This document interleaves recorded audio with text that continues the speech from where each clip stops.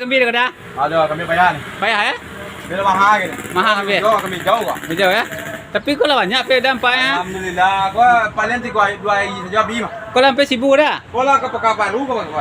Kau pasaman kok. Oh, Kau jauh kok. dia jauh ya? Jauh. Oh. Kau bawa aja letak dah. Kau kambing ke? Ah, kau bawa. Oh, Bawa piaman ke tinggal deh mah. Oh, Bawa piaman apa nih memang udah orang pandai. Andai deh. Apa bawa apa pandai soalnya kak? Aku bawa. Iya. Bawanya sama pandai deh. Laduk 1000 buah kah? Ah, 2000 mah. Oh. Kau baru tiba cau dok ya? Oh. Jadi cik kau ni saya sudah masuk stoknya.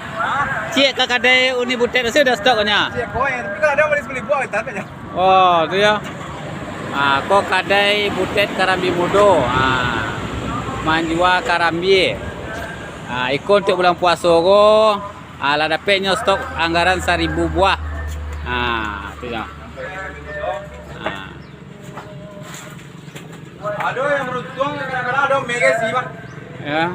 Amin sih dah ya. Ada mega sih. Oh. Masukin 60 kan. Ah, ko alamatnya di Mungko Sidasih. Ah. Ko kantor Pol PP. Ah. Di sini SPBU dak jauh doh. Ah. Itu kantor Bupati ya. Jadinya di kilometer 1 Pulau Punjuang, Kabupaten Damansaraya. Kalau ni butet ko kalau bulan puasa dekat kini laris manis. Nah, itulah. Aku lah anggota ni butet yang tukang ambil kambingnya. Ada karambi macam-macam, ada yang dari Siko, ada yang dari luar Damansaraya. Rekam lah. Aku anggota ni butet sedok.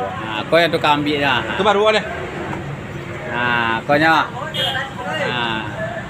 Jadi kalau ada di sana-sana hitam, nantaraga karambi mudo, apa ya kakak ini butet ko. Sekian dan terima kasih.